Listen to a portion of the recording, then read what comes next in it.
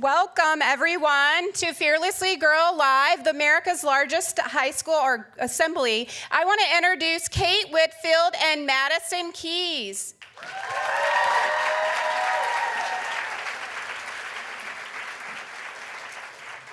Hi, everybody, and welcome to, like you just heard, America's biggest anti-bullying assembly ever. We have amazing girls here in the audience, and we also have over 7,000 girls in over 22 states joining us here today as well. We firstly want to thank all of our sponsors and everyone who is helping. Obviously, the production is by D Films, and we also have our sponsors Nike, Net Generation, and Augustana College. They are a massive part of why we're all here today, and I know Kate and I are both very excited to be here and ready to talk to everyone. We are so excited to talk to everybody. I mean, one thing that Madison and I always talk about is just the importance of creating a kinder girl world and helping girls be kinder to themselves and being kinder to each other. And some of the pressure and expectation that we're all dealing with can make that sometimes really, really difficult. And so that was essentially why we wanted to get kind of partnered up in doing this, and why it was so important for all of us, and why it was so important for all of us to have everybody here today to really have this conversation, not only here in this room, but across the nation, and see what we can all do to kind of do our part to create that kinder girl world. So I know for me, when this all started, I was in 9th grade, and I remember just having a total, complete girl world makeover. That would have been nice. Meltdown, total girl world meltdown. Have any of you ever been in that position? Just total girl world meltdown, freak out, right? We've been there. And we were talking about this backstage, about, you guys know when you see a movie and like the main girl kind of is having a really bad day, like she's had her heart broken, or like her dog ran away or something, and she has like this perfect cry, like this little tear going down her face. Have you seen that? And it's always like waterproof mascara. Always. So there's no streaky black lines running down your face. No, it's perfect. And her hair is like softly blowing in the wind. You know, it's like the most tragic, beautiful thing you've ever seen in your life. And Madison and I were like, well, that's not us. So we'd like to know, because it's all about being real here today. Do we have any ugly criers in the audience? Here and at home. Please, at home, will you? Yes, okay. So this really came about, Fearlessly Girl really came about because of a total, like, girl world meltdown, ugly cry scenario. And I just remember being so overwhelmed with the pressure to please everybody and to look a certain way and act a certain way and dress a certain way. And I figured that there had to be a better opportunity. And I think the thing that's so overlooked when it comes to girl world, and we're so good at talking. You know, we talk about so much stuff, but we don't often talk about the things that really matter, and the insecurities that we're all dealing with, and the things we're all feeling. And, you know, I know a lot of us in the audience here, and I know a lot of us at home in our schools that are participating can relate to the idea of wearing a mask, right? And just pretending everything's good, and we're happy, and we're smiling, when really we're hurting inside, you know? And that was really where Fearlessly Girl came from, was a place of hurt, you know, of feeling not good enough and not special enough and not, you know, enough, generally speaking, right? And I know that that's something that most of us can relate to.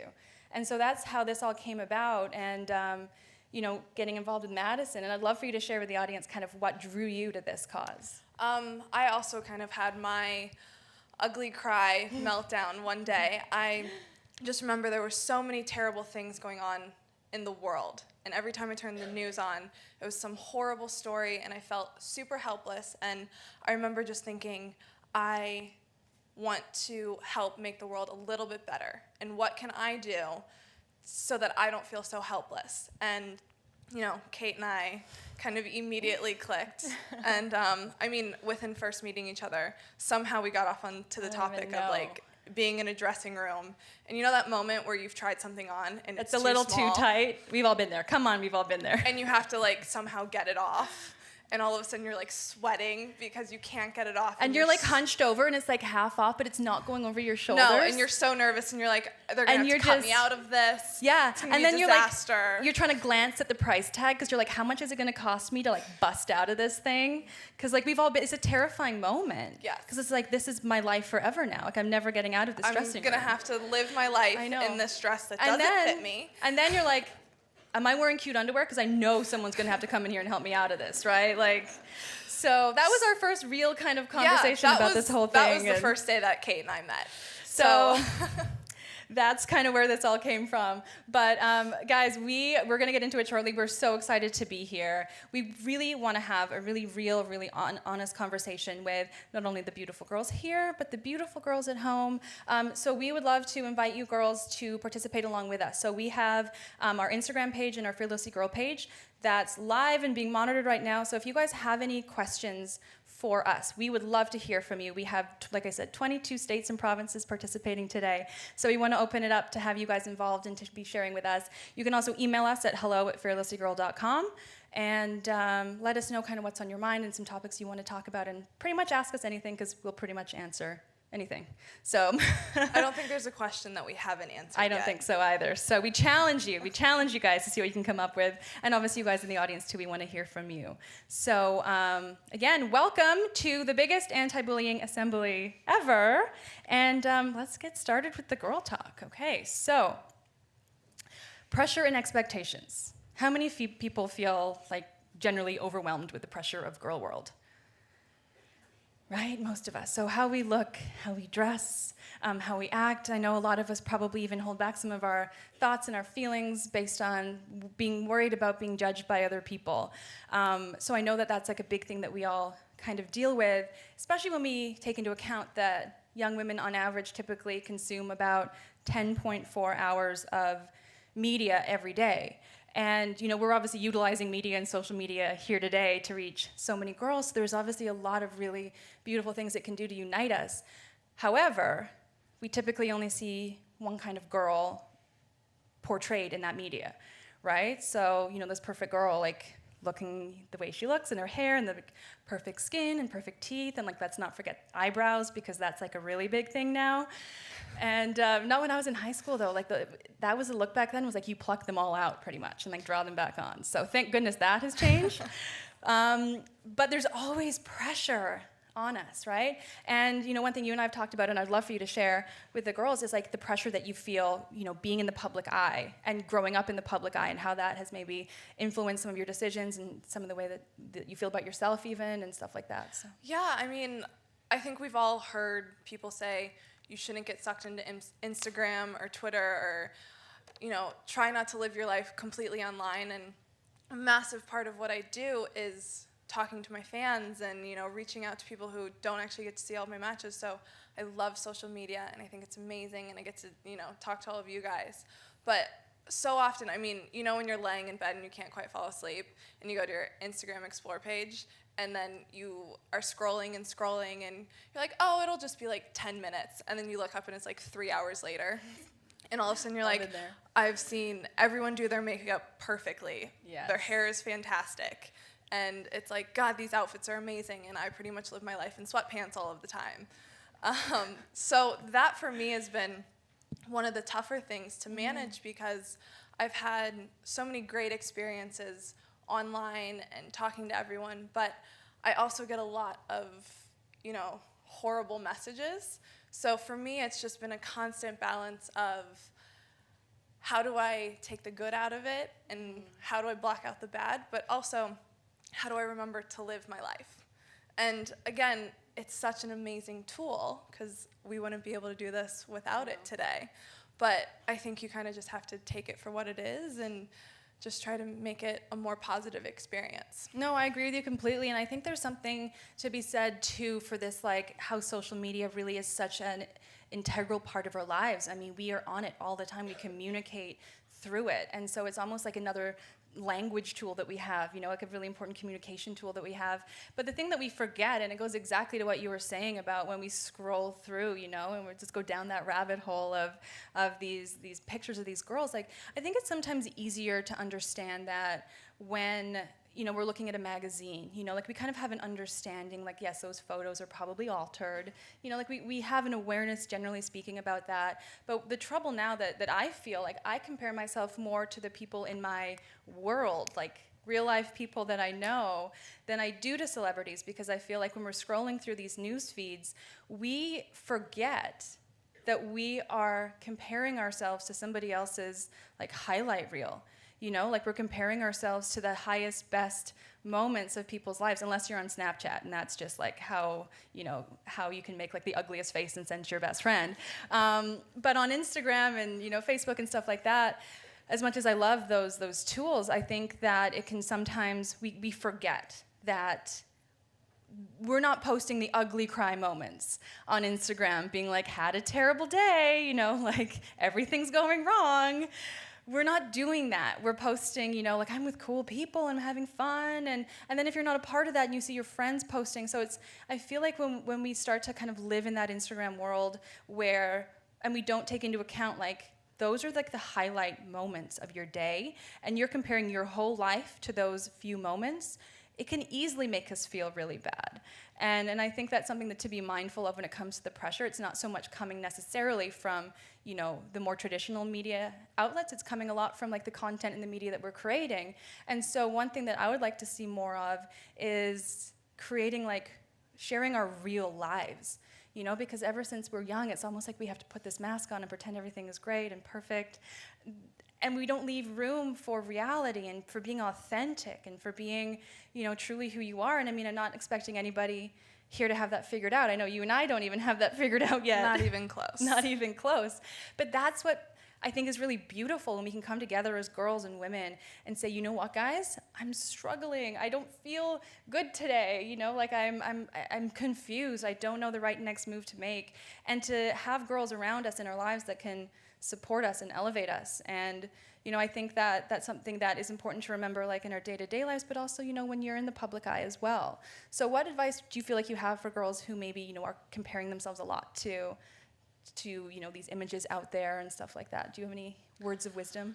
I think the biggest thing is you have to remember there's usually a filter on it. Someone has photoshopped it. And also, how often are you out and you're not having a great time, but then you are like, okay, let's take a picture. And it looks like everyone's having lots of fun. And then you post that one picture and everyone's like, wow, they must have had an amazing day. And really, it was like 3 seconds of your day. Exactly. It's like that tiny moment. Yeah, I think you have to remember that even if you had this amazing moment in your day, you can still have a bad day, and you have to remember that everyone is the same. And we're all going through things, and we're all dealing with things. And I love the idea of kind of taking back social media and using it as a tool to really share our real lives and our real moments. Because one thing that I know from the last 10 years of traveling across, you know, North America, having these conversations with girls, is that we're starving for like real deal connection. You know, like we're plugged in all the time to our phones, and again, there's a lot of great things that come along with that, but we really need to connect with each other, and we really need reality to come back into the mix. You know, like I love when I see somebody that I admire online who's like, this is my makeup-free selfie, you know, or opportunities where they kind of share like things aren't going great right now, but I'm really trying. And I think that's something that we can all relate to. And so I'd love to have a more authentic story being told using these amazing platforms that we have, because I think that's something that's so brave and so beautiful and so special to be able to share that with each other. Because, you know, those ugly cry moments, those meltdowns, like pretty much everybody here, put your hand up. I'm sure so many of the girls at home that are joining us, put your hands up as well. And so today really isn't about perfection in any way whatsoever. Today isn't about being a perfect girl. Today is about realizing that we are messy and confused and we don't have it all figured out, and that is beautiful and amazing, and that's something that I think really unites us when it comes to the pressure. So I love the advice you had about not comparing yourself to other people. I think that's really important. But anyway, we could keep talking forever. We really could. So I hope you guys have all day. So what we're going to do now is I think we're going to hop to a couple questions. So if anybody in the audience has a question for us, please make your way down to the 2 mics. Hopefully some of you girls at home have sent in your questions for us. So Maddie, why don't you take the first question? Okay, we have Carrie S. from Washington. In what areas of your life do you feel the most pressure? I would say for me, I'm probably a little bit different, because my, most pressure-filled moments are when I'm in front of a really big crowd and I feel like I could mess up at any second. And for me, I feel like it's magnified because half of the time I'm on TV. So, imagine having one of your worst days ever at school or whatever, and then feeling like everyone's watching it happen. The whole world is can watching see it it. happen. And so that has always been something for me that I've had to focus on, not trying to be perfect, and if I make a mistake, owning it, and, you know, just kind of laughing at myself a little bit. I love that. We have to laugh at ourselves more. Like, we really do. And so that was from Carrie S. in Washington. So thank you, Carrie, so much for your question. So happy to have you joining us. For me, let's go back to one, the pressure. I have to say, like, the pressure for me, it's like right now, probably. Right now in front of 7,000 people. But it really is like, and that's one thing we were talking about backstage too, is that this opportunity of launching Fearlessly Girl in the States is so incredible, and so many people have supported it. And so that's for me is like the most pressure, is like just not wanting to disappoint people when it comes to like this mission that I've kind of dedicated my whole life to. So that for me is where the pressure comes from, for sure. We have one very brave girl who wants to ask a question. So I was wondering if you guys have any tips for someone who really, really wants to add to a conversation and thinks they can, but just feels like what they're going to say isn't the right thing to say, or doesn't make sense in the conversation, or the other people that they're having the conversation with won't think that what they say is something that adds to the conversation or something like that. That's an amazing question, and I think you did a great job of coming up and Yeah, having can we that give her a round of conversation applause with for us. being the first brave girl out here? Thank you. What's your name? Nora Nunez. So nice to meet you. So that's an incredible conversation, because I don't know, like, a lot of you probably wouldn't believe this about me, given that I'm up here, and I was so shy when I was in, you know, kind of elementary, in the first few years of high school. Like, I was so terrified to talk to another human that I would have rather, like, starved to death than ordered pizza on the phone and talked to somebody I didn't know. So I relate to that, and I always had that, like, voice in our head. And I'm curious to know, like, at you know, the home schools in here, how many of you guys doubt yourselves before you jump into a conversation sometimes? Like, how many of you feel, yeah, so you're totally not alone. It's something that we all kind of deal with. But I think the thing is, it's like, you know, when it comes to the idea of being a fearless girl, it's not about waiting for that fear to disappear. You know, we're always going to be scared of that, and we're always going to have those doubts. For me, I think it's about being scared, but just like taking that risk. And it's almost like you're exercising that ability. You know, like you give it a try, and you kind of jump into a conversation, and you see, you know, okay, that didn't go terribly. You know, and then it kind of builds your confidence as you go. Like, I'd love to be able to wave a magic wand and just have everybody in this room feel confident and powerful and strong. And it's stuff that it takes work, you know? So the fact that it's something that, you know, not only that you want to work on, but the fact that you came up here in front of, no pressure, 7,000 people and had that, like, that's amazing. That's an amazing step that you took. So I think you just keep practicing, and eventually that muscle will kind of grow stronger. So that's my advice. I'd love to know what you think. I mean, I think it's kind of what she said as well. It's just getting used to it, and the more you do it, the more comfortable you'll be. But also, I think you'll actually be surprised. People will want to hear what you have to say. And I think you'll feel more confident and comfortable asking that question, because you'll stop doubting yourself quite as much. I'm not going to say you're going to stop doubting yourself completely, No. because I don't think that ever happens, but you'll just feel a little bit more confident in the whole situation. I love it. Thank you so much. Thank you. Okay, so we have another question from Sheila from Maryland. Hi, Sheila from Maryland. What should you do when you think no one likes you? Oh boy. You want to take this one? You want me to go? I mean, I think if you feel like no one likes you and you feel like you don't really have a lot of friends, I think you kind of just have to figure out why you're feeling like that, first of all. I'm sure that people like you, and I'm sure you would have lots of friends. I think maybe you just have to kind of get outside of your comfort zone and Yeah, exactly. And talk to people, and you know, sometimes it takes work to find a great group of friends who you feel super confident and comfortable with. No, that's exactly right. And I think that half the battle as well is, again, it kind of goes back to that voice we have in our head telling us we're not good enough. And we're so worried about what everybody else is thinking about us. But what we fail to realize is that everybody else is so worried about what you were thinking about them that they're probably not even thinking about you, you know? And so it's something that we kind of have to overcome when it comes to that idea, like, and it's an absolute fear. I mean, I definitely relate to feeling that way when I was in school, thinking like nobody likes you, and then feeling like you have to change in order to impress somebody. And I definitely, like, it was around like 8th grade or so, like I really bought into that. And I remember like changing all the clothes I wore and, you know, begging for different outfits and stuff just because I could then like fit in, like that, you know, really mattered. And I realized like very quickly that that's not the right way to do it, that you have to get like really comfortable and really confident in yourself and do what you love to do. And, you know, just kind of express yourself in that way instead of trying to change yourself for other people. So, do we have another? I think we have time for another question. Would you like to ask a question? Yeah. Oh God. That's okay. Let's welcome her up to the microphone. It's all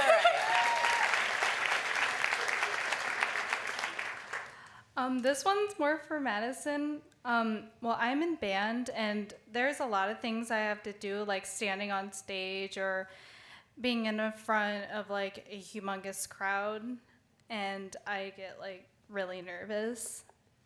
What are like some tips to not be nervous? Well, believe it or not, yes, I play in front of massive crowds all of the time, and I've gotten a lot more comfortable with that. But if I'm in like the finals of a tournament and I have to get up and talk to everyone, I'm so nervous. Like even right now, this makes me so nervous and anxious. And for me, it's just kind of making myself do it. And you almost have to kind of embrace it in a way, and it's like an adrenaline rush. It's definitely not easy sometimes. But the biggest thing I think is, you know, practice it. You know, if you have to speak in front of someone or it's just being comfortable in front of someone, you have to kind of visualize and pretend that you're doing it so that you feel more comfortable. And even if you have someone who can be there with you, you know, you talk to someone before and be like, I'm really, really nervous right now. You know, can you help me through this and just remind me that you're there? Sometimes that just makes it a little bit easier.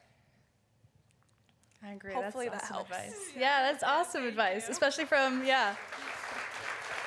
being in front of, how many people watched you at the US Open? I don't even want to know the number because that'll Probably start a lot. making me Probably a lot. nervous. All right. Okay. So what we're going to do now, because I think the one thing that we've all kind of realized through this conversation already is like we are all kind of dealing with very similar things, and we're all kind of on the same team. And there's no real better way to kind of show that than with this next activity. So what we're going to do, and girls at home. Keep saying at home and at school, we would love to have you guys join us as well. So what we're going to do is Madison and I are going to take turns reading a bunch of statements, okay? If the statement is something that you feel like is true for you and you're comfortable revealing that, all we want you to do here and all we want you to do at home is to just raise your hand, okay? So we're going to go back and forwards. If it's something that is true for you but you're like, don't want to talk about it, don't want to share it, you don't have to, okay? So we want everyone to be super comfortable here today. But I also kind of just want to see like how much we really have in common, okay? So Madison, why don't you kick us off? Okay, who here feels the pressure to act or dress a certain way in order to fit in?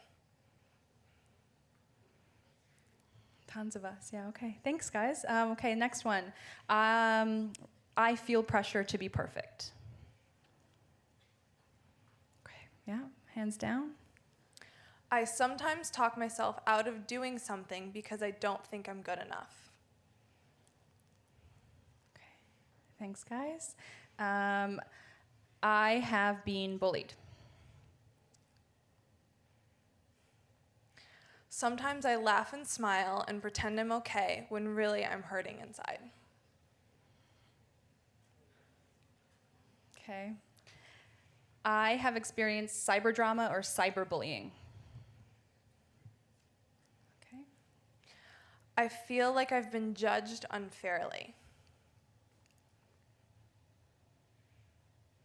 All right. I feel pressure to be a people pleaser and make everybody happy all the time. I have somebody in my life whom I owe an apology. Okay. I regret doing something unkind to another person. I am super stressed out and under a ton of pressure. Hard Literally to be silent on that one. Where am I at? I've had a rumor spread about me, and it really hurt me. Okay. I sometimes find it hard to stand up and forgive someone because I'm worried about what people will think. Okay. I have grown apart and lost touch with some of my friends. I wish people knew the real me. Okay, awesome. Guys, what I want you all to do here in the audience, you girls at home, give yourself a big round of applause for what you just did.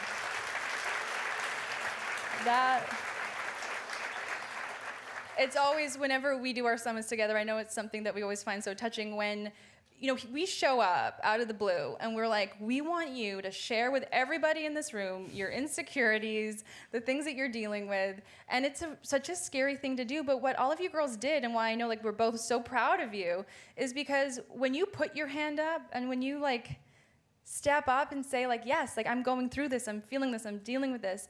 The girls in this room who were dealing with this stuff and thinking that they were the only ones in the world to feel this way, you girls let them all know that they are not alone. And I think that's so brave and so beautiful and so important. So thank you guys so much for doing that. So again, another round of applause, because you're just amazing. Okay, so just show of hands here in the audience and girls at home. Were any of you surprised with how many girls were putting your hands up over and over and over again? I think it was the stressed out one that got the most, For sure. the most buzz. What did you think? Like, we've talked about this before, but share with the girls, like, what did you notice about that? What were you maybe surprised about? I mean, we've done a few of these now, and I think it almost makes me sad that I'm not surprised, just because I think all of us have gone through something so similarly, and I think that's the whole reason why we're here today. I think we, you know, hopefully in time want to get somewhere and people are surprised that we've been bullied or we feel the pressure to be perfect, and I think that's kind of what both of us are trying to achieve. For sure, absolutely. And that's the thing, I think that was, you know, such an interesting point that you made about how you're not surprised, you know, like we're just, and I think for me though, like when I was going through all like the self-esteem stuff, I was in high school and I hid it really well, you know, like I put that mask on and I pretended everything was okay. And the reason that I did that was because I thought I was the only one to feel this way. And I thought that that meant that there was something wrong with me, you know? And like that's a really kind of awful conclusion to come to. And you look for ways to kind of reinforce that out in the world. And for me, you know, I definitely put that mask on and was pretending everything was good. And it wasn't until I really started talking to some friends of mine about what we were feeling that things started to change for me. And when I started getting into this kind of right out of high school and having these conversations with girls, you know, I'd look out, you know, like I'm looking out now, and I wish I could see you girls at home. I look out and I see a room full of like strong, beautiful, powerful girls, and girls who have a voice that matters. And not only does it matter, you know, we talk a lot about this, it's necessary to share that and to take up that space in the world, and to be able to, and to realize that so many of you don't feel the way that we see you, and how so many of us are holding back our voices and our opinions and our ideas, you know, like that just breaks my heart because there's so much magic in that. And because of wanting to put on that happy face and wanting to pretend everything is good, we kind of lose out on that opportunity to really connect with each other. And that's why Madison and I know are so passionate about doing events like these in schools, because it provides an opportunity to just break down those barriers and to really get real with each other and to realize like, yes, we are all going through this.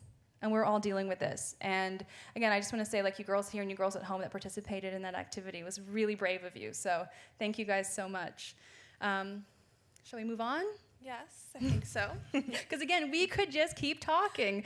That's the problem. So the next thing that I would like to talk to you guys, or we'd like to talk to you guys about, is kind of comes off of what we were talking about because of all the pressure and the expectation that we have. You know, so many of us are hurting inside, and I'm a big believer that if you're hurting, it's easier to kind of lash out and hurt other people.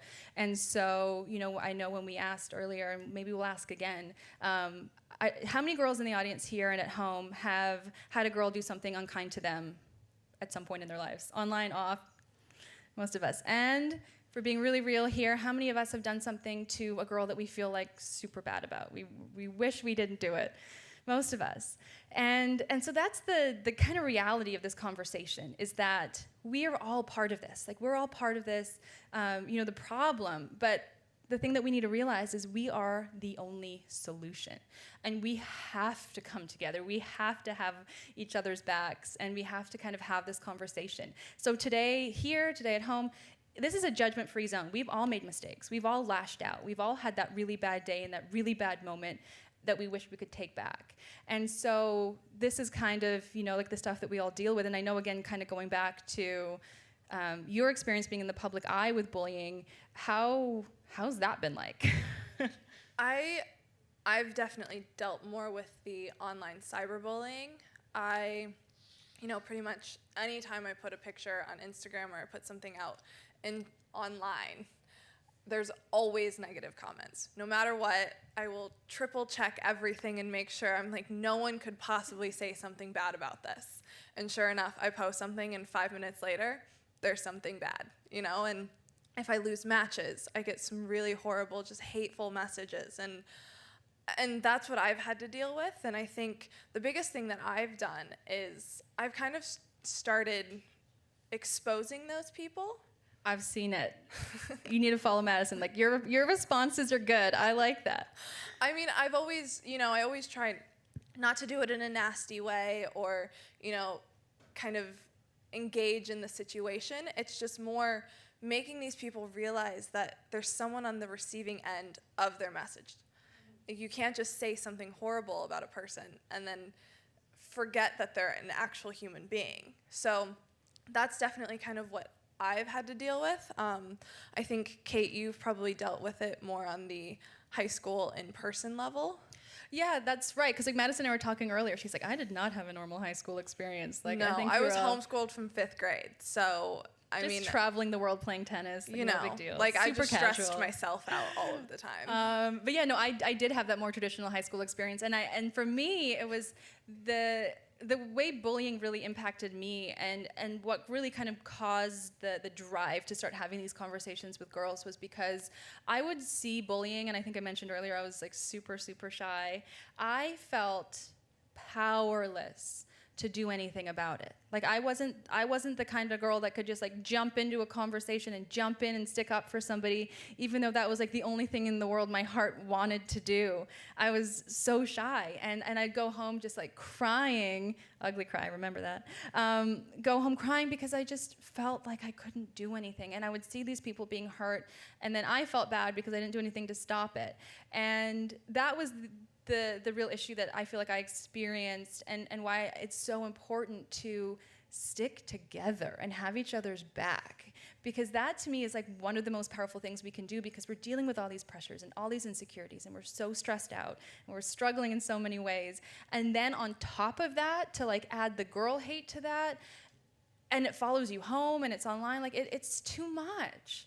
And if we want to be able to have the right to show up and be ourselves and be authentic and be real and talk about our hobbies that we keep secret because we're embarrassed about them because we think that we're going to be judged for them, I mean, that to me just like breaks my heart. I feel like if we want the right to do that, we need to elevate other girls up, and we need to have each other's backs, and we need to create like a safe space for all girls to just be real and be accepted. And nobody knows better than you what it's like to be a girl right now and to be going through this stuff.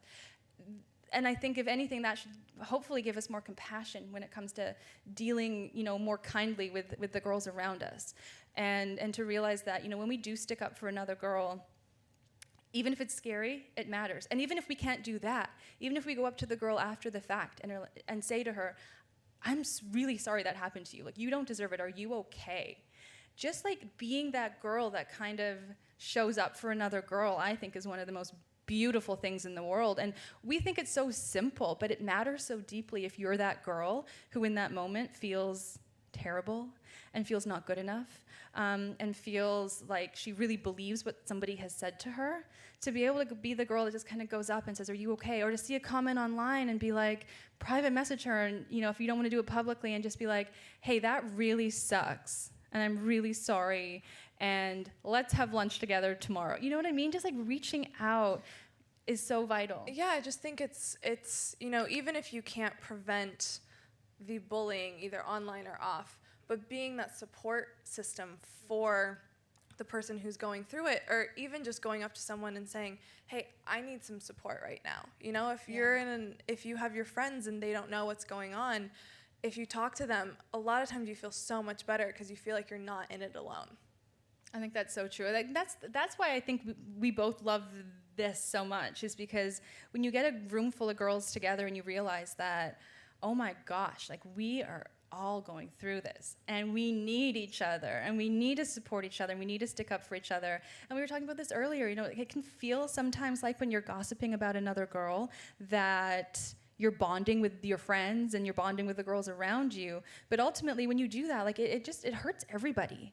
And it creates this culture where that becomes okay to like cut down another girl and to make fun of another girl. And the thing is, like, again, it's not a judgment on anybody who's done that, because we've all been there at one point or another. We've all done stuff we feel bad about. It's just about when you really realize that, like you said, there's a human behind that screen. And there's a human that feels the same way that you feel about these things. And we kind of take away that personal, like I could say something really nasty to you online when you lose a match, which is crazy to me, by the way, that people do that. And I'm not looking at your face when you read that.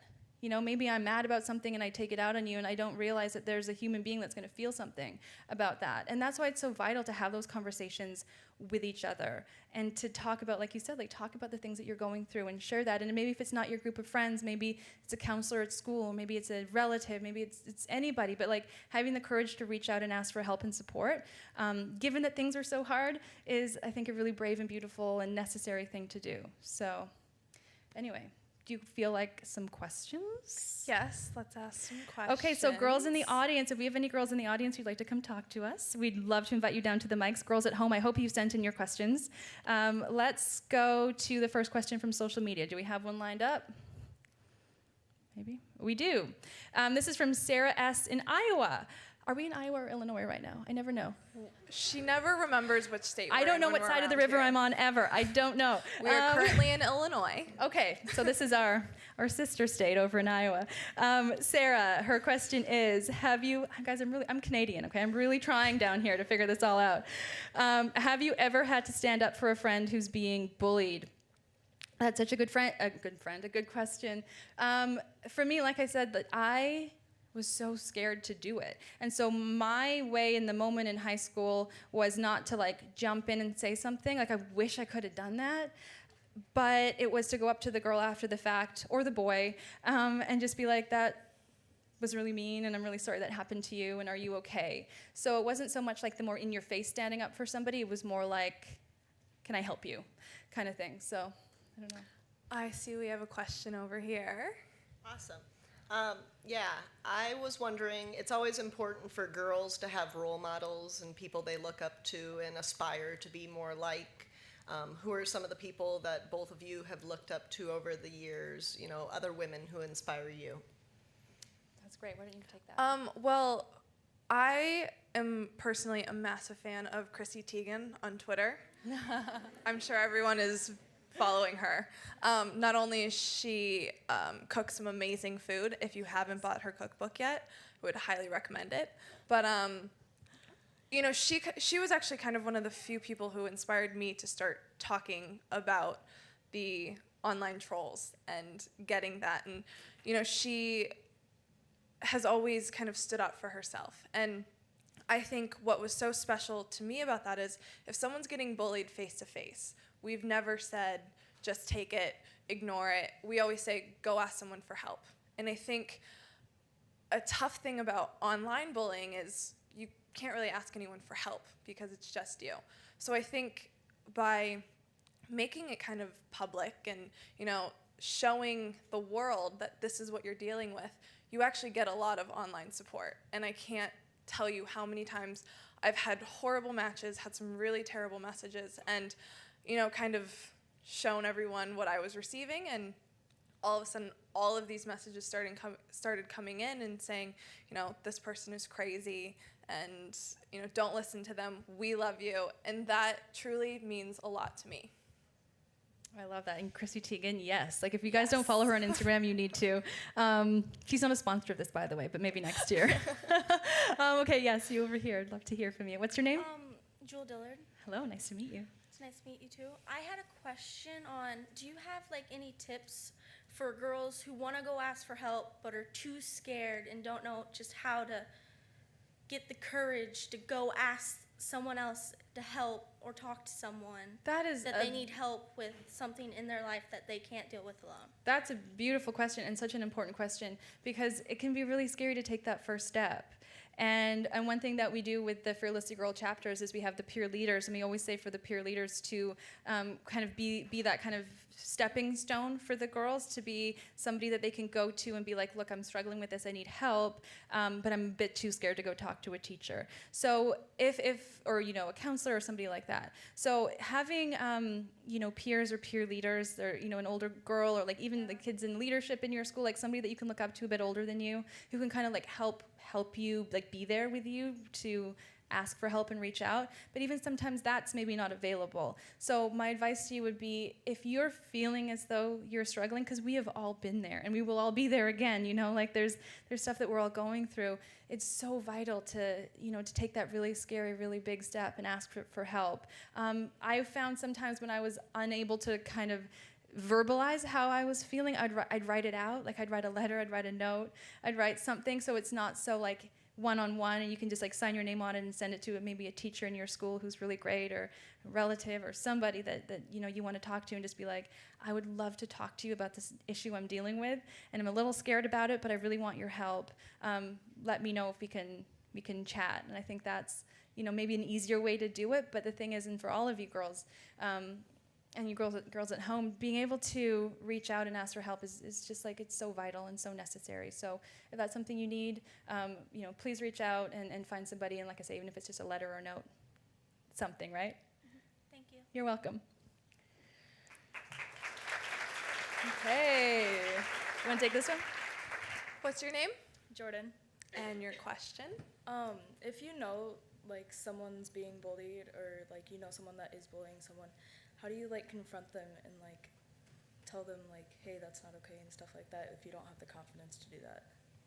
That's a great question. I think a lot of us have dealt with watching bullying happen and, maybe not feeling confident enough to stand up to that person. I think the biggest thing is you maybe go to the person who's being bullied first, and you say, hey, I'm sorry that happened to you. Is there anything I can do to help support you? And I also think that you could be that supportive person if they're feeling afraid to go talk to someone, that you can be that person that says, hey, I can go with you. Like, we can go talk to someone. And honestly, I think if you are, if you know someone who's bullying another person, I think a lot of times bullying happens because they themselves are dealing with something.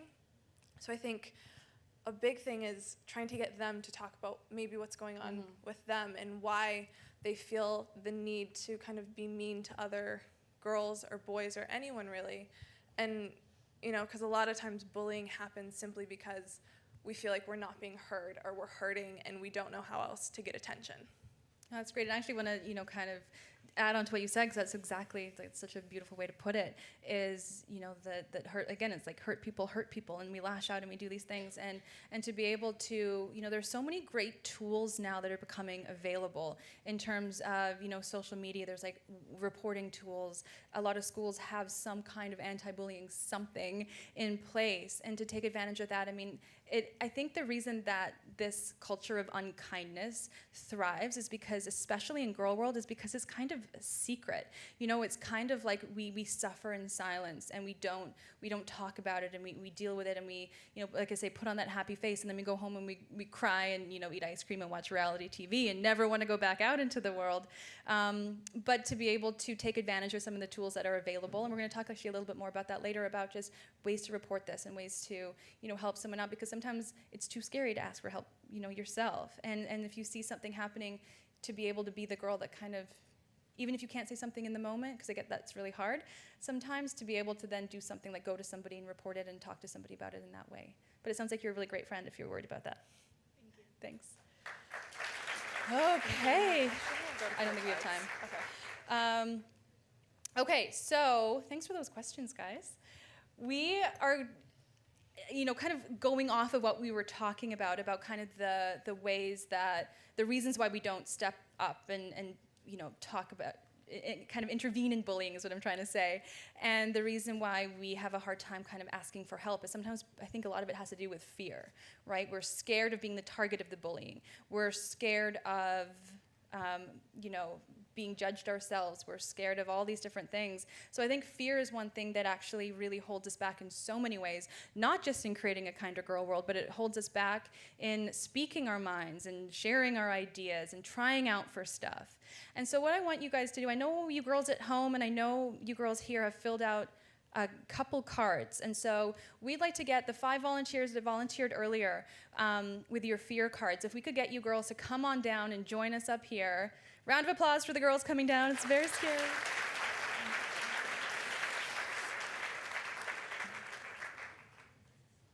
So as these girls are coming down, Madison, I would love it if you would share maybe like 1 or 2 fears that you have either overcome or that you are still dealing with in the world right now. And girls, if you could just stand here. I mean, one of my biggest fears, as I've said earlier, is speaking in front of people. It makes me really nervous and anxious, and so that's something that I've had to overcome. And you know, and then another one is, you know, being judged by people and being afraid of being myself, and, you know, being in kind of the public eye and putting things on Instagram, just being afraid that someone's going to have a negative comment back for me. Right. I get that for sure.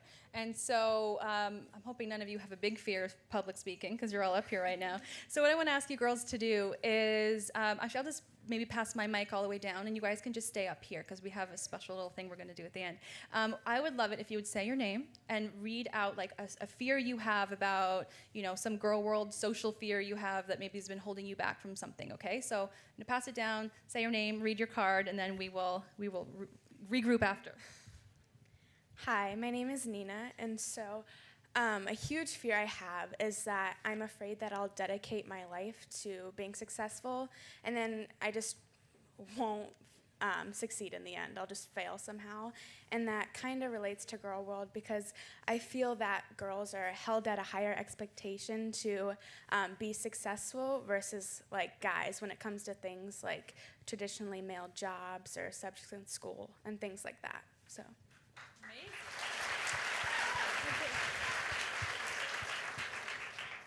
My name is Allie Young, and I have a fear that I won't be friends with my friends anymore, and that like once I make new friends, I won't have time for my old friends. And I feel like I'm drifting farther and farther apart from my friends from my childhood, and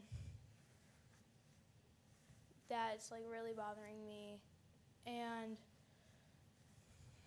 it can be a real problem because once you think that your friend isn't like you anymore, then I think that you're wrong because she might want to hang out with you, but you're just too busy doing something.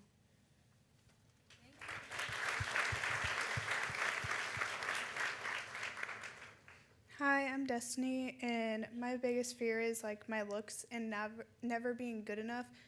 Like I'm in a weightlifting class and there's always someone that's better than me, and it's just really, I don't know, it really bothers me because I always want to be the best, but I can't.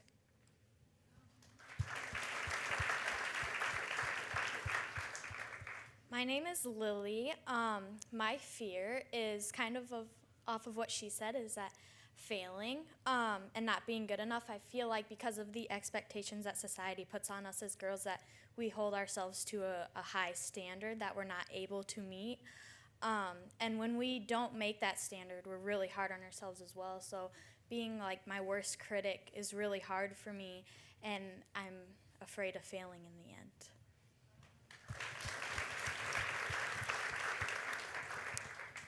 My name is Anna. I'm afraid of losing my mom because she's really been there, and most girls, like when they lose their mom or their dad or anyone in their family that they've been really close to, they end up going the wrong way in life, and they don't end up going towards the right way, like getting their education.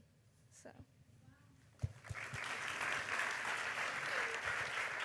Wow. So girls, I'm gonna have you stay up here. That was so brave and so beautiful of you girls to share that. Like, I've got goosebumps for sure. I think the thing that I really heard from you girls, and I feel like a lot of us can relate to this, it's like the fear of failure, the fear of losing our friends or losing somebody that we love. And these are things that kind of like play over in our head. And so I'm sure Madison's got some good advice for you in terms of the trying to be the best and all that. So you want to share some advice? Yeah, I mean, obviously, I wish I could win every single match that I ever played. But, you know, there's a lot of talented women out there that I compete against. So I think the biggest thing is maybe not always looking at it as a negative thing, that maybe they're better than you right now, but just using it to kind of push yourself to be a little bit better, you know, and not wanting to be them, but using them as, hey, like, they're a little bit better than me. Maybe I can see something that they're doing that I'm not, and maybe I can push myself to get better. That's great advice. Yeah, that's really good. And in terms of like the fear of losing our friends, I mean, I think that, do any of you guys remember here at home the like the BFF necklaces that like you break? Do you guys remember that? Did you ever have one of those? I had some, and they were like the hearts and all that, and you would wear them all of the time. No, exactly. Yes. It was almost like this badge of honor, like, I have a best friend, you know? And I remember really wanting that best friend, and I never had that, so like I coveted this like heart-shaped thing. And I feel like sometimes though, you know, as like funny it is to kind of talk about now, we put so much pressure on female friendships. Like the whole best friend forever, like we take the forever seriously, right? Like it's almost like it's non-negotiable, you guys. Like you are my friend it's like forever. a lifetime contract. It's a you lifetime. Signed it. You're not getting out of it. You're not getting out of it. It's like a friend, marriage, no divorce possible. And so we hang on so deeply, right, to these friendships, and we're so worried about them changing and then having nobody to sit with at lunch or not finding somebody else. And I think we had so much unnecessary pressure to ourselves when it comes to that. Like there's something kind of fluid about friendships because we're growing and we're changing, and sometimes people come in and out of our lives for just like brief moments, and they maybe teach us something, and then they go again, and maybe they come back. And you know, I think if we can be a little kinder to ourselves and kinder in terms of our friendships, and just understand that like we're maybe not going to have the same friends forever, and it kind of takes the pressure off, you know, and gives us permission to also grow as human beings and find different people that we like and different people we want to hang out with. It doesn't mean we have to lose touch with the people that have been in our past, but it's just being more accepting of this kind of transformation. I think that's really important. But what we're going to do now, because I see a room full of girls holding cards full of their fears, right? Let's hold them up. Let's see. Show us. Show us. And girls at home, please take your fear cards out. The fear cards where you wrote down the one thing that you're kind of most scared of. So, I don't know, I'm a bit curious, you might be curious, and you guys can do this along with us. Are any of you guys just tired of having that thing holding you back? Hands up. Like you're just like tired of it, you're tired of walking around with this thing. So what we're gonna do is... And we apologize to all of the schools in advance for this. We're gonna get in some trouble. We're gonna get some emails. We're okay with that. We're gonna make a little bit of confetti, okay? So if you girls feel like you are tired of these fears holding you back, I want you to start ripping these cards up. You girls up here, rip them up into a million pieces. Rip them up. It's horrible. There you go, tiny pieces, tiny pieces. It's been going downhill ever since, so I'm not, Okay, and girls at home, I hope you are doing this along with us. Okay. Madison, do you want to count them down And once Madison, listen, you know what's coming. You know what's about to happen. On the count of 3, Madison's going to count us down. On the count of 3, I want you girls. In fact, I want everyone standing up. If you're at school, stand up. In the audience, stand up. We're going to count down. You are going to throw that confetti in the air, and you're going to yell, "I am fearless," okay? Count down. Ready? 3, 2, 1. I'm fearless. Amazing. Thank you guys so much. Thank you so much for coming up here. You don't need those fears anymore. Thanks so much. Thank you. Thanks so much. I grabbed your arm. Oh, you did. Thank you. We have some confetti. How mad are all the schools right now? They're like, they didn't tell us we need a broom. This is why we apologize to all of the schools. Hopefully you have brooms ready. I hope so. Sorry. Sorry, but it looks really pretty. So it does look really pretty. It's a great color. It's a great color. I was really looking forward to that part. That's my favorite part every single time. I was really looking forward to that part. So, does anyone feel good? Like you feel a bit better? Like that fear thing? You're kind of working on that, getting, okay, I like that, I like that. So, what we're going to talk about now is kind of the main reason why we are all here, which is about the actions we can take to create a kinder girl world. The actions we can take to be kinder to ourselves, the actions we can take to be kinder to each other, and why it's so important to do that, and to do that in our schools, and to do that in our communities. And I don't know if you'd like to introduce our very special guest that we have here. Yes, we have a very special guest. Oh, sorry. I was in my own little world there for a minute, forgetting this is live. We have a very special guest here today. Her name is Berna from Instagram. And Instagram has been doing some amazing work to create a kinder girl world online. And we actually have a little bit of a surprise for some girls in the audience here today, okay? So I would love for you guys to put your hands together. Welcome, Berna from Instagram.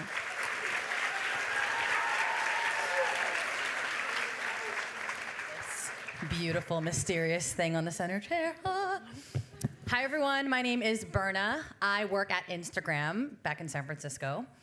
My job at Instagram is Teen Community Lead, which is like, what do those words mean? I know. Basically, what it means is part of my job is to go across the country, a lot like what Kate does, and find incredible young people and uplift their voices in whatever way that I can, either on Instagram or off Instagram, like here in front of all of you. So I'm super, super, super excited to be here at the Fearlessly Girl Anti-Bullying Assembly, surrounded by so many incredible young people, and I feel you, everyone also online, I feel your incredibleness as well. So thank you guys so much for having me. Thank you. We are so happy to have you here. This is amazing. We love Instagram. And guys, follow Fearlessly Girl on Instagram. We have so much fun behind the scenes, like we call them shenanigans, the things that we're up to over the next few days. So please follow along. Berna, I'd love it if you could tell us a little bit more about like kind of what Instagram is doing to create a kinder girl world. Sure. So Instagram is a very, very interesting world, right? Can we agree? Instagram is interesting. Sometimes good, sometimes bad. And we all know that that's the truth. So a few things that Instagram is doing, because we know that you have your perfect, wonderful, like aesthetic world on Instagram, and that's nice. But we all know that there are trolls. There are terrible people. There are people who are gonna come on Madison's Instagram and be like, you didn't tennis enough. Come on. And I mean, I even put a great filter on my pictures. I mean, and yet it doesn't deter the haters, right? That's the worst part. A few things that Instagram is doing to try to deter the haters is one campaign that we're doing called the Kind Comments campaign. How many of you guys seen videos from Jimmy Fallon's like mean tweets where celebrities like read off mean tweets to themselves? Yeah, oh my, yeah. Viral. So if you don't know what I'm talking about, Jimmy Fallon, he is a talk show host and he has celebrities come on their show and read off the meanest things that someone's ever said about that celebrity, which is ouch. So we wanted to sort of flip the script, and we are having people, through our Kind Comments campaign, we have Instagram stars and celebrities read the nicest things that people have ever said, the kindest comments that people have ever given them on their Instagram. And we're also having people, incredible, inspiring people within the community, look at the kind comments that they have received on their Instagram and feel great about that. So we've done a bunch of events across the US, and just encouraging people. It's a really simple campaign. Just be nice. Leave a kind comment on someone's Instagram. Just be like, girl, you cute. I'm like, that was really hot. Like, I saw you today. That was nice. It's such a simple, tiny thing that you can do. And all it requires is like a little on your keyboard. But I mean, any of us who've ever received a nice comment or even a like on a picture, or you're like, that was a questionable selfie, you get that reassurance and you're like, man, that really, really made my day. Another thing that Instagram is doing to try to help the world be kinder online is a bunch of safety tools. So like we said, trolls will come in your comments and say whatever. A few things that you can do on your Instagram that we've released over the past few months. You can control your comments. You can turn them off entirely. If you just want the picture or the video to speak for themselves, or the comments are getting a little out of control, you can turn the comments off in your settings. You can go into your settings and go to this text box and write all the words you never want to see again in your comments. If people are saying crazy things, people comment a very specific thing on your Instagram all the time, you just don't want anyone talking with this specific word or even a specific emoji, you can go into your settings and totally X that out forever, which is awesome. When people try to comment with that word that you don't want on there, their comment just won't post at all. Another thing that you can do now, which is new, is you can control who comments on your pictures. So you can have it so that anyone, whoever sees your pictures can comment, or you can make it so that they have to be following you and you have to be following them to comment. So you don't get the randos that were not invited to comment on your face, to comment on your face. Those are a few things that Instagram is doing to make sure that you feel more in control and have a safer, sort of kinder community around you when you're posting on Instagram. Amazing. Thank you. Okay, so. Yes, so the reason that I am here, I'm super excited to be here to present a very special award from Instagram. It's called the Kind Comments Award, and we give it to basically the kindest young creators that we could find on Instagram. Very exciting to be here today because we asked your schools to nominate young people who are showing kindness on and off the platform. And there are a few very special young people in the audience today that were nominated. So a few of you participate in this really awesome club called Girls Learn International. Raise your hand if you're part of Girls Learn. Holla, lots of people. So Girls Learn International is a club that educates young people on the value of global education, the value of social change for girls around the world. And the staff at Pleasant Valley High School had a lot of kind things to say about their GLI members, which is awesome. Here's what they said. Lily Williams is a selfless, admirable human and devotes herself to the fight against gender-based discrimination. Whitney Inkton is a considerate, empathetic member of GLI who was super enjoyable to be around. And Ramya Kumar is the fearless founder of GLI at Pleasant Valley, and she was inspired to start GLI entirely by herself as a freshman. So I am so pleased to present the Instagram Kind Comments Award to the GLI members of Pleasant Valley High School. Girls, please come join us. Shiny plaque. Congratulations, ladies. One more round of applause for them. Congratulations.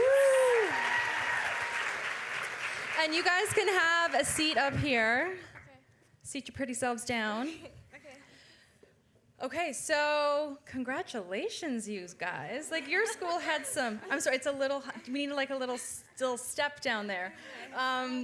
Congratulations. We got, by the way, we got so many nominations from girls in this room. Like your schools love you guys.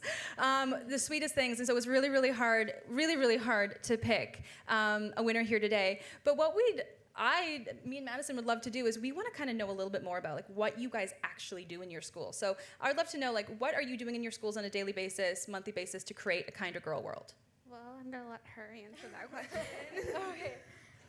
So pretty much, so the reason I started GLI was just so that like more girls could be educated on pertinent issues that are affecting women in the country and just around the world in general. So every week we have meetings discussing various issues such as the gender gap, how women are perceived in media, reproductive rights around the world. So the whole point of it is to educate and empower women through the resources and knowledge needed to create real change everywhere for everyone. So, yeah. That's so well put.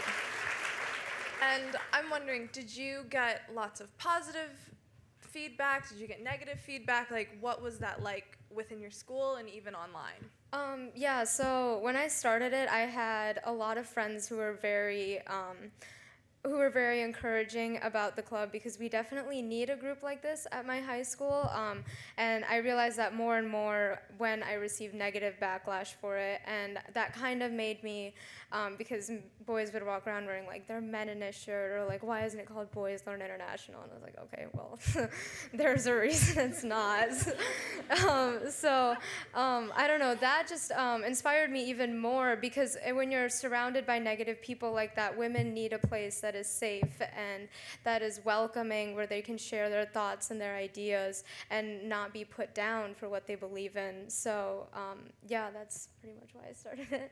No, that's amazing. Thank you. Yeah.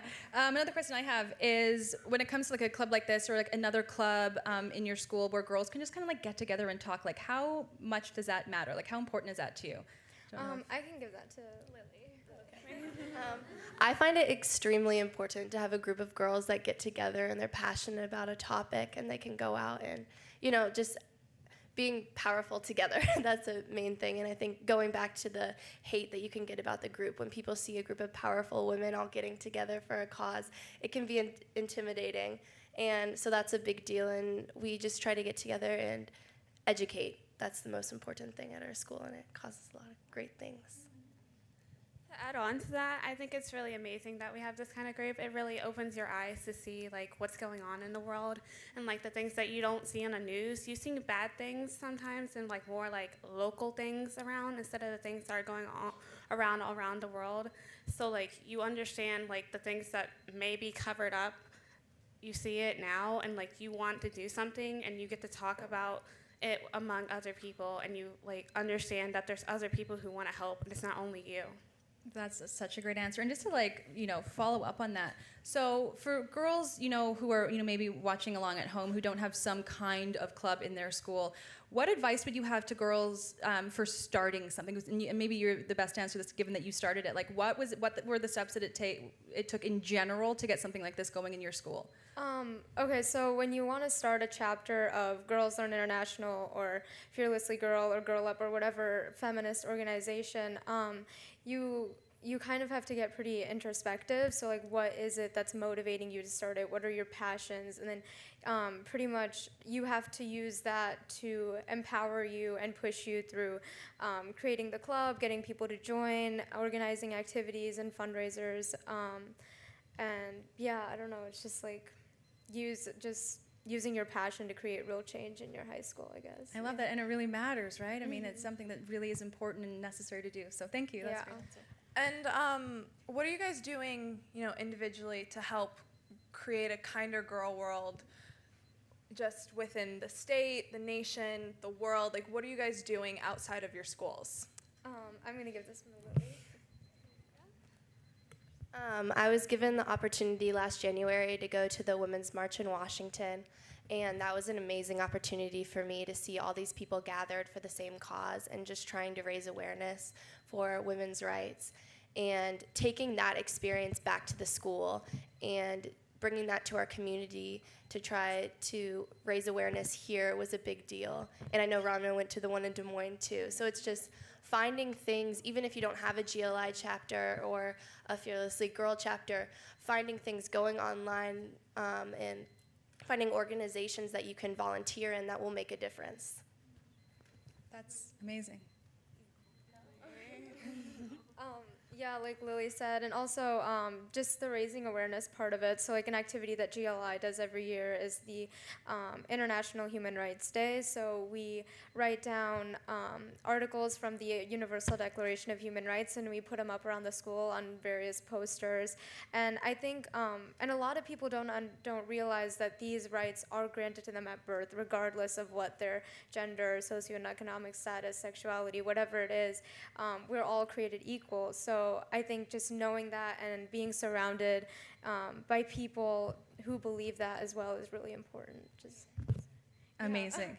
Add on to that, it's like overall, we have to make sure that we don't overlook these things, because if we overlook it, it's just going to keep happening. So we're going to have to try our best to make sure that everyone knows, not only girls, but like everyone around us in our schools, in our homes, try our best to make sure that everyone understands what's going on, and we need to do something to stop bad things from happening.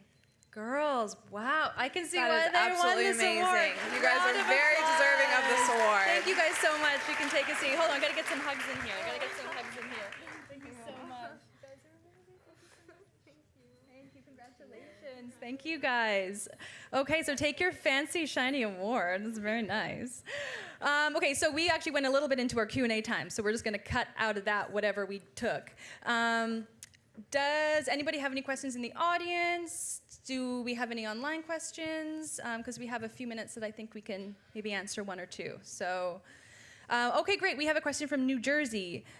Sometimes I hang out with people who are not the nicest just so I'm not alone. What should I do? Great question. Because we all have that fear, right, of like eating alone and sitting alone and not having anyone, like that awkward feeling of not knowing where you're going to go. I feel like it doesn't always happen quickly, like finding your people, you know, like your group of friends. And, you know, again, it kind of goes back to that whole BFF thing where we put so much pressure on friendship and we think we have to have a lot of friends. So I would say definitely like try to like seek out people who you have stuff in common with, people you think are great, people that you look up to or admire, or, you know, have the similar interests and things like that, and kind of branch out. And maybe if you can't find anyone in your like immediate school setting, you know, join a club, join something after school, like put yourself out there to kind of get to know more people. And slowly after a while, you will start to find people that have more in common with you, so you're not feeling that pressure to stick with people that, you know, maybe aren't the best for you. Would you like to ask a question? Thought I could do this, and I walked up, and now my heart's like beating really fast. Okay. You'll be good. You'll be good. So, like, as a girl who's like experienced a lot of things that's broken my trust, it takes a long time for me to eventually trust someone. And I was like wondering how you could like, because it gets to the point where I don't think I can be friends with someone because I don't know if I truly trust them. Is there any ways that you can like break that down so you can like be easier to like get to know someone? Well, I know for me, it takes me a lot to trust a person and let them all the way in. And I don't think that's necessarily a bad thing, especially if there's been, you know, situations that have made you distrust a person. I think the biggest thing is that if that person is truly sorry and they apologize and they try to earn your trust back, I think you kind of just have to slowly let them see whatever parts of you that you're comfortable with, and then kind of just have to rebuild that trust, because it's a lot easier to trust someone when, you know, they haven't done anything to break that trust. And I think the person who's trying to earn your trust back has to understand that it's not going to be an overnight thing, and you were completely in the right to take your own time. And I think you just have to remember that, and you don't have to force it. And I think eventually one day you'll realize you've let them in really far and you actually trust them again. Love that. Thank you. How about we go over here? All right, so this is probably more for you, Madison, just because you're an athlete. But as a girl, we see like Major League Baseball, major other sports, basketball, football, and they're all men and they're all paid so highly. So as a girl involved in the world of sports, have you ever been treated differently than maybe your male counterparts? Well, in tennis, we get equal prize money, but let me tell you, the men are not super happy that we get paid equally. And we know, you know, we've been fighting for equal prize money for so long, and it's still a topic that gets brought up all of the time. And, you know, it's frustrating because we put in the same amount of effort off of the court, training, all of this stuff. Why should we not? And, you know, I think the biggest thing is that you kind of just have to find your own thing. Like, I always loved watching tennis growing up, and I didn't even necessarily have to be watching a female to be inspired by them. But as I got more and more into women's tennis, I love watching women's tennis now. And even these people that I'm competitive against inspire me to try to be better. And, you know, I think we kind of just have to keep growing together. And I mean, hopefully there will be, more WNBA games that are actually shown on TV and all of that. But I think for now, we kind of just have to help each other and support each other and kind of work as a team to kind of grow all women's sports across the board. That's great. Awesome. Thank you. Let's go over here. What's your name? Hi. Hi. I'm Emma. Hi, Emma. And my question is, how do you handle it when you start to feel jealous of your friends and the girls in your life? That is an awesome question. How many of us can relate to that, feeling jealous of like our actual friends, like people we're supposed to just like love unconditionally? All of us. And again, I know I really especially feel it going through like perfect Instagram feeds, and as much as I love Instagram, I'm just like, I wish that, I was doing And like that. as you're doing it, you have to remind yourself, you're like, I'm so happy for them. Like, oh, you got engaged and got a puppy on the same day. Right. Like, honestly, we're more jealous of the puppy. Exactly, right? That's exactly it. So it's really easy to kind of get swept up in that. And even though these are people that we like and hang out with, again, it's easy because the thing is that even with our close friends, we don't always realize like the battles that they may or may not have going on. We don't realize if there's any like insecurities or any, self-esteem stuff or any like a great deal of pressure they put on themselves, So even though we look at these girls and we think, wow, your life is just amazing. Like you have all the things I want and all this. That was the most surprising thing for me in high school. And it was stuff that I even learned after high school when the conversations just kind of got a little realer. We weren't pretending as much. And to realize that the girls that I really thought had these perfect lives didn't. And so I think when it comes down to when you feel that way and you're starting to feel jealous, it's just to remind yourself, like, nothing is as it seems. We are all going through stuff. And try to remind yourself about like the awesome things that you have going on as well. It's so easy to lose sight of that and just focus on what everybody else has. But to take a minute and to be truly grateful of, the things you have in your life and to be mindful of all these things instead of just focusing on what we don't have. I think it's a really beautiful thing when we really notice like what we do have and the opportunities we have and how lucky we are. Like in so many ways we won the lottery, because we're so lucky and we have so many things. So to be really mindful of that and really aware of that and really grateful. I mean, obviously I got grateful tattooed on my wrist, so that's a word that's important to me.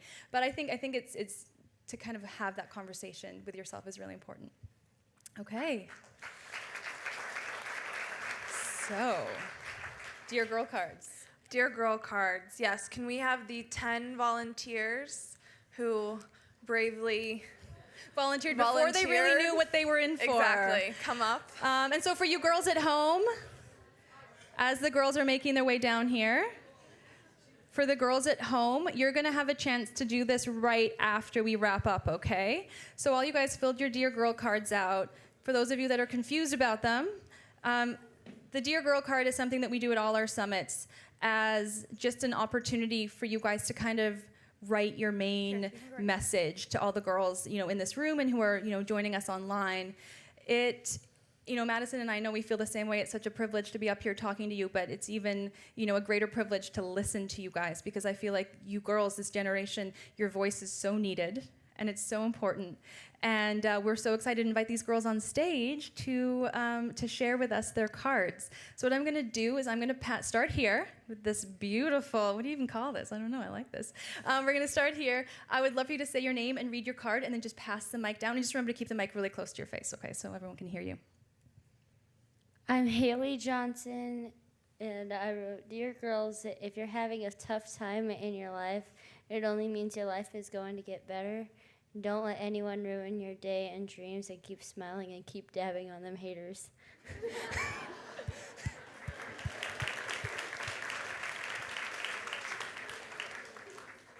I'm Kennedy, and I wrote, Dear girls, you are loved, you are worthy, and you are beautiful.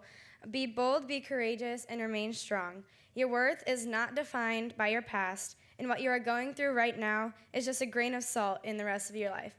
And also, I often see people posting on social media that they wish they had real friends or people showed their real heart to them. And with the amount of people that say stuff like that, it's only right that we act as a team, like Kate said, and be bold in that. So.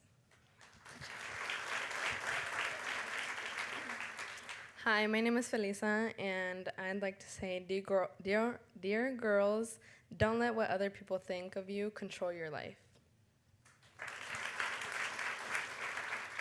Hi, my name's Chloe, and I wrote, Dear girls, always be yourself.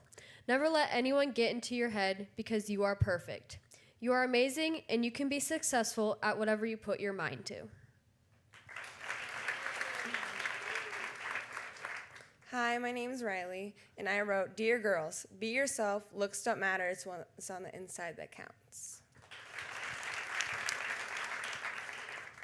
Hi, my name is Jordan, and I wrote, Dear girls, no matter what anyone else says, you're amazing. You can do anything you put your mind to. You don't need another person to tell you that you're not better than someone else. Rock what you got.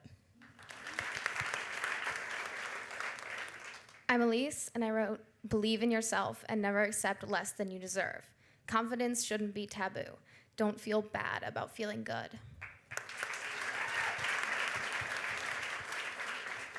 Hi, my name is Emily, and I wrote, no matter age, height, weight, race, anything, you matter. You matter to so many people, so don't give up trying, don't give up on anything. You are wanted no matter how you may feel. Yes, you may not look like that quote-unquote supermodel, but you are perfect just being you. Hi, my name's Cheyenne, and I wrote, Dear girls, don't be scared to be yourself. Be kind and honest. Treat other girls the way you would like to be treated. Keep smiling.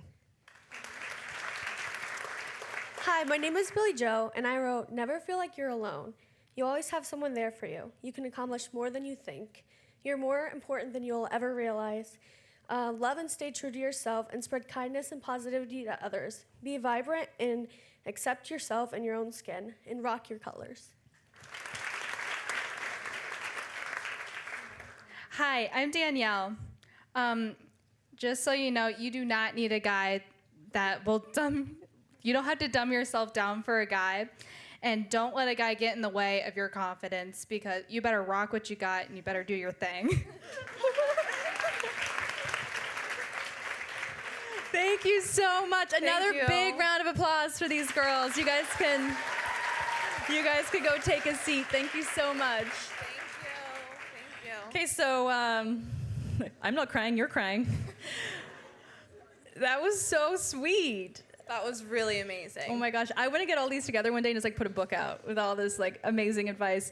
Girls, that was incredible. Thank you so much for coming up and sharing that. And like I said, girls at home who are joining along, we're gonna have some time at the very end here while we kind of wrap things up here for you girls to maybe pick 10 or so girls to come up in front of everybody there and read your cards out as well. So, and if anyone can get that on video or anything, we'd love to see that later as well. Yes, please tag us, and we'd love to see that. And thank you for being a part of this amazing journey that Kate and I are on. We had no idea what we were getting into when we started this. We really didn't. We just had these ideas. We sat down and we were like, what if we did the biggest assembly ever? And we had no idea what it would take, but it definitely is so great to be here with you guys today. We actually have a few minutes, so I don't know if anybody in the audience has a few last-minute questions for us that they didn't get to ask, because we'd love to hear from you guys. And if there's anything else coming in online, we'd love to kind of do a couple more online questions as well. So why don't you start us off?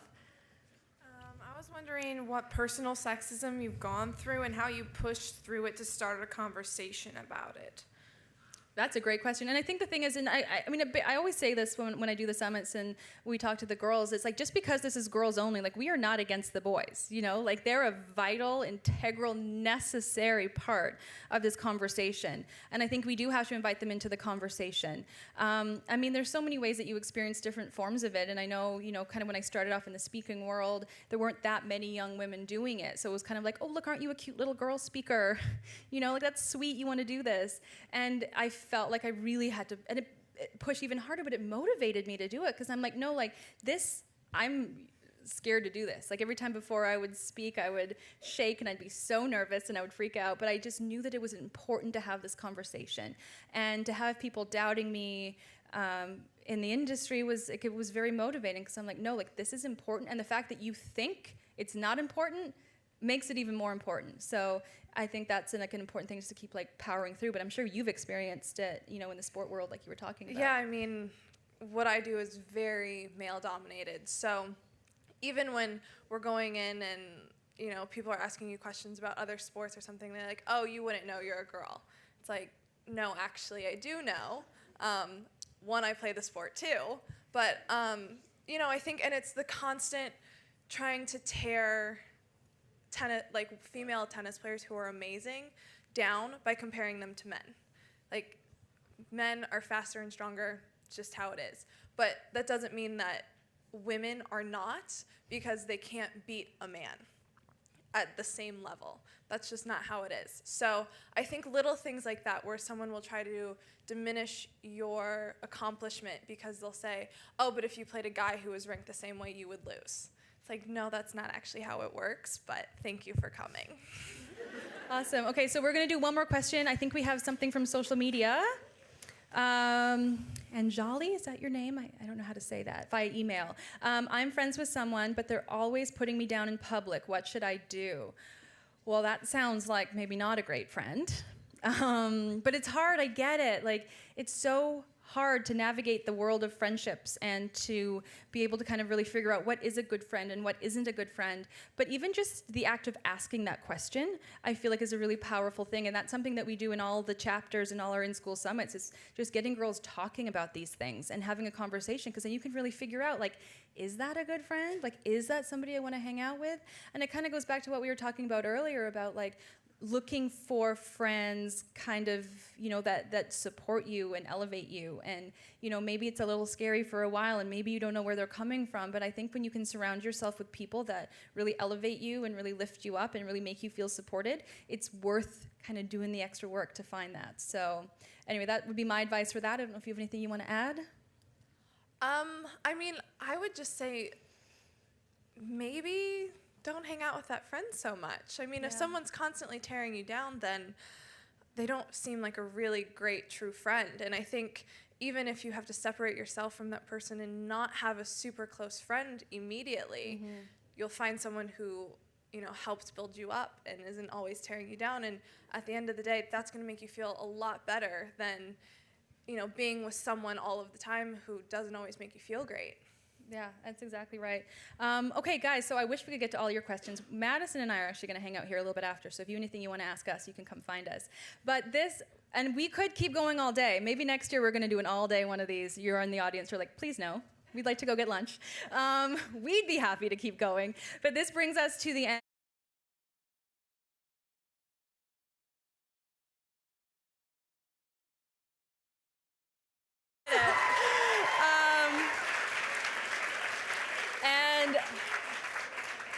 I want to thank all the girls at home. Like I said, we had 7,000 girls sign up in schools across the country, and we are so happy you guys could make it.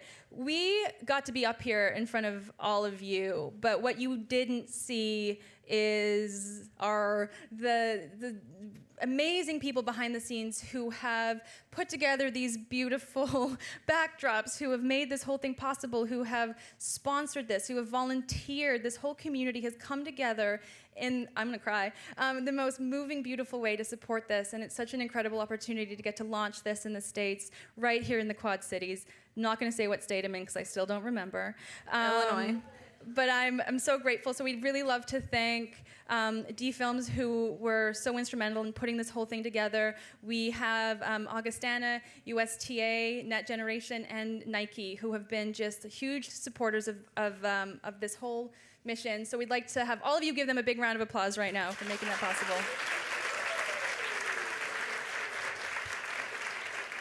And we would love you girls here, you girls at home, to join in the Fearlessly Girl mission. Madison and I are so passionate about this cause, and we're so excited to take it across the country. And there's so many ways to get involved, whether it's, you know, having us out at your school, starting a chapter, all sorts of things. So if any of you are interested in that, please go to FearlesslyGiRL.com. Definitely follow any and all of us on Instagram, because I know there's going to be a lot of fun stuff, especially these next 2 days coming up. Yes, please share any pictures, videos, tag us in it. We'd love to see all of it. We would. So we are wrapping up just a few minutes early, so that's going to give you girls at home a chance to start reading your Dear Girl cards. And thank you so much for joining us. I know it means so much to Madison and I hope we can all think of maybe 1 or 2 things we can do every single day just to create that kinder girl world in our schools, in our communities, but most importantly, being kinder to ourselves, because I think that's really where it starts. And if you are struggling and you are going through something and you do need help, please reach out. It's such an important step to take, and we definitely encourage that. And yeah, I don't know if you want to say a few words. I mean, I think it's just thank you again. Thank you everyone who, signed up online, and thank you everyone who came out today, and, everyone who helped put this amazing experience on. And I know this means a lot to Kate and I. Thank you. So let's do one more cheer on the count of 3. I want everyone to yell at here and at home, I'm fearless, okay? 1, 2, 3. I'm fearless. Awesome. Okay, thank you guys so much. And if anyone wants to come down and ask us any questions, take some pictures, we would love to meet you.